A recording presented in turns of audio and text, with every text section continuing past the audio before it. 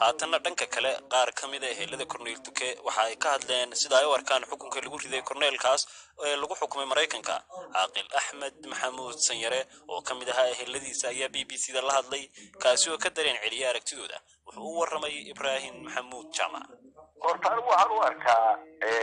Soomaaliya dawladda dhexe ee burburtay horta waxa la xisaabin kara baa dhexdeeda ka dhacay waxayna uga dhacday saraakiishii xoogga dalka Soomaaliya haddii dil la isku dacweynayo aan wax dilin ma jiro waxaana u dilay laba qaybood oo qaybina waxay ahayd qayb dawladda difaacaysay qaybina waxay ahayd qayb jalaada oo dawladda ridaysay labada qayboodna wixii ay dhibaka iyo tacadiga u geysanayeen shacabka u bayaayeen arrinta waxaan u aragnaa gaar ahaan ninka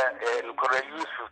Tuke dacweeyay iyo isagu inay waqooyi dadka waqooyi ay wada ahaayeen 1990 dawladda dhexe markii ay burburtay meesha ka baxday reer waqooyi uu isaga yimi wixii dhexmaray waxaana lagu heshiiyey wixii dhacay inaan waxba la isu raacin qodobkaas waxaan u arkaa inay wax saameyn weyn ku yeelanayso heshiiskaas inay jebisay oo ay saameyn weyn ku yeelanayso xukunka hadda soo baxay markaaseed ugu qanacsantihiin baas leedahay xukunka Cornel Tuke ku dhacay Soomaali ku hadasho anigu waxaan qabaa oo caqli inaan ku faraxsanayn waayo Soomaali waa wixii ay ka heshiisay ee dhexdeeda ka dhacay intii ka dambeysay dawladda Soomaaliya burburkeediina meel walba dawladaha ka jira mid walba tacaddi baa ka dhacay waxayna saameyn ku yeelanaysaa Soomaali inay dawladaha iyo gaalada isku dacweyso oo ay curfi iyo cadaawad kaga dhex dhalatay adigu waa kumana kala xasilin waana ka xunnahay waan gartay waxaa jirta lacago la sheegay oo ilaa 500 kun ma kala qayb qaadanaysaan baas leedahay maadaama dhaqanka Soomaalidu yahay wixii saas oo kale soo baxaa in maaragtay la isugu yimaado dhaqanka Soomaalidu baanu kala bixaano lacag magaco qabiil lagu xukumayna maaha maanta dawladda Mareykanka oo isaga uu jooga magaalada dadka dalkeeda jooga deeyada mas'uuliyadeeda ay saaran cidda labaad ee xagga loogu leeyahay haddii ay bixin noqoto baaciista iyo xagga qaadashadiisa waa kursigii maalinta dawladda Soomaaliya ee burburtay lagu dacweynayo cidda haysata waa dawladda federaalka oo iyada xaq loogu leeyahay haddii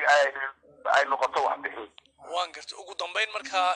maxay tahay fariinta aad direysaan oo la xiriirta arrimaha iyo arrimo kale oo iyagu laftigooda soo socda fariinta aad dirayna waxa weeye dadka goboladaas ama deegaha taanu nahay soo saraagi ay waxaanu leenahay arrintaasi waa wada furantay heer bayna noqonaysaa maantana cid waliba ciday gacanta u geysatay oo ay dacweyso oo caalamka ay ka dacweyso ama meeshay ka joogto ka dacweyso ay faruur dadka gobolada waqooyi ugu dhashayna ama Soomaaliland hadda ahna waxa weeye dagaal ka dambeeyay kuwa dawladda Soomaaliya oo tacadi iyo xasuuq oo farabadan baa dhex maray cidii ay isla dagaalameysay marka ama dawladda Soomaaliya ee la dagaalamayeen labaduba ka mid bay ahaayeen marka waxaan ugu baaqaynaa in waxa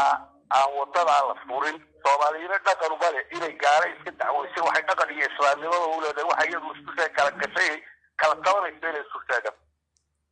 kaasi waxa uu ahaa Caaqil Axmed Maxamuud Sanyare oo ka mid ahaa ehelada Cornel Tuke Mareykanka lagu xukumay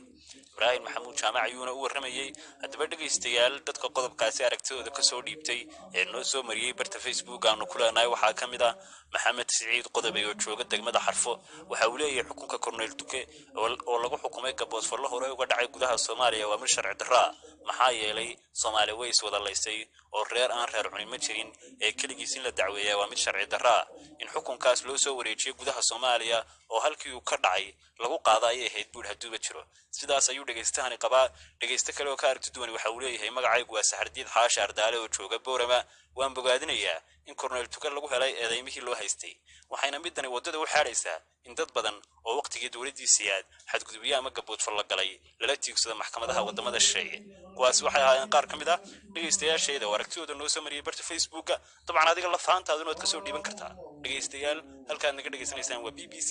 saacadda Afrikada barina waxay ku dhowdahay